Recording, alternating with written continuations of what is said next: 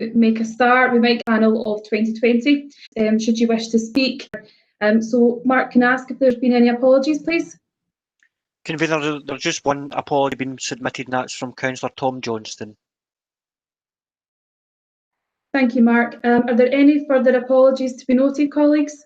Regularity arising from either of those reports, and we have agreed for each of those reports. We have agreed a range of actions with management to address some of the underlying issues which were highlighted by the work that we did. But I should highlight that those are not material in terms of fraud or irregularity.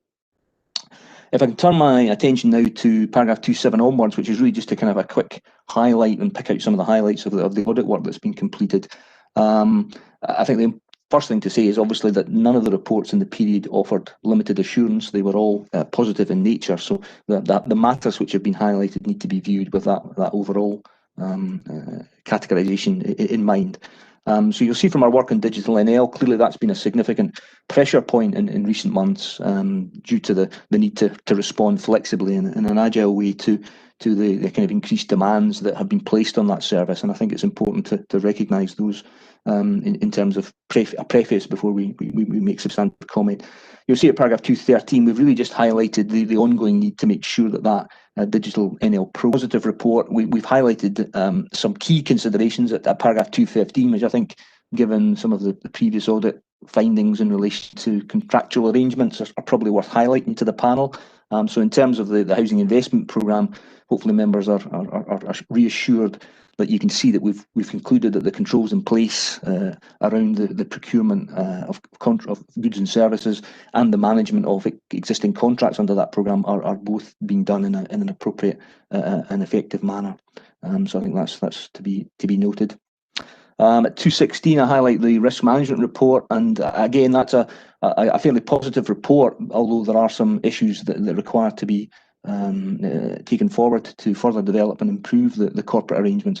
And I've made reference in that paragraph to the nature of that work and how that is done independently of me, albeit I have overall responsibility for risk management. 2.17, we've highlighted self-directed support, and again a positive report, but we've highlighted some issues there that the service are taking forward. And then at 2.19, a recent report that was concluded on health and safety that I think will be of interest to members, which looked at how the council was addressing the increased risks which clearly present from COVID in terms of public service delivery, both in terms of the health and safety of our employees and also crucially of service users. So you'll see that again, very positive conclusions there, which I think hopefully the panel can take some comfort from. And at 2.20, I've highlighted the work on financial sustainability that I know all elected members will have very much at the forefront of their minds in terms of ongoing discussions around future budgets. But I think you'll see there that we've based on us in the last few months. We will provide the panel with an update, a substantive update on that at the next meeting.